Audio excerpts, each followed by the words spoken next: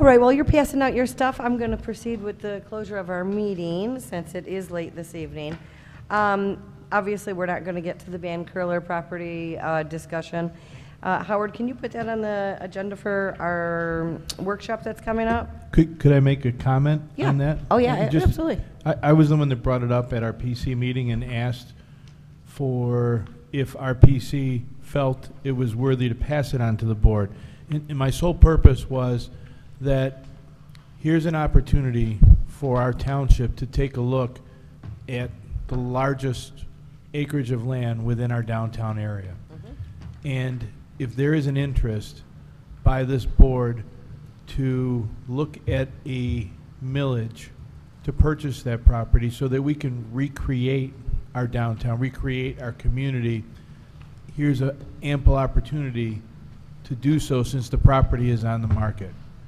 And I know it's at a pretty reasonable price that they have. There are many avenues for us to do a millage for, and it would be a pretty low price millage. We would look at the purchase of the property plus infrastructure, et cetera, and having a vision. But again, it's an ideal way for us to look at recreating our township. So that's why I presented it to the PC and wanted to have it brought to the township board for discussion. So thank you. I'd like to say something about that. This township should not be in the property business. I would be 100% totally against.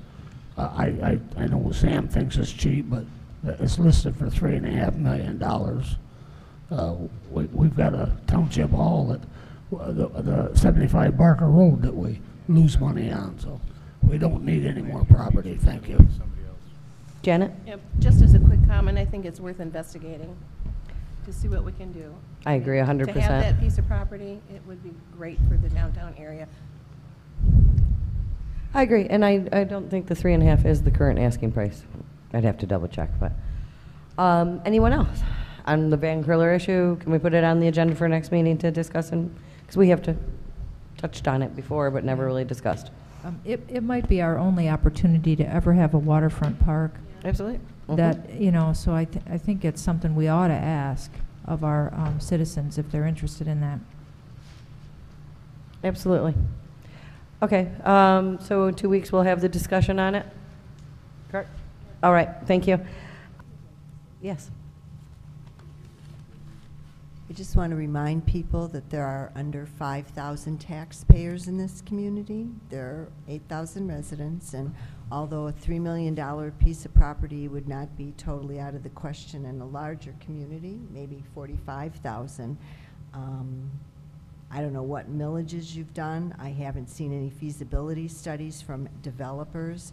I think a $3 million property usually calls for about a $30 million development to be put on it if you look at the percentages and what developers hope to accomplish. So I just want people to keep that in mind. That And we'd lose that's quite a millage for 4,500 taxpayers. And we'd lose $50,000 worth of taxes.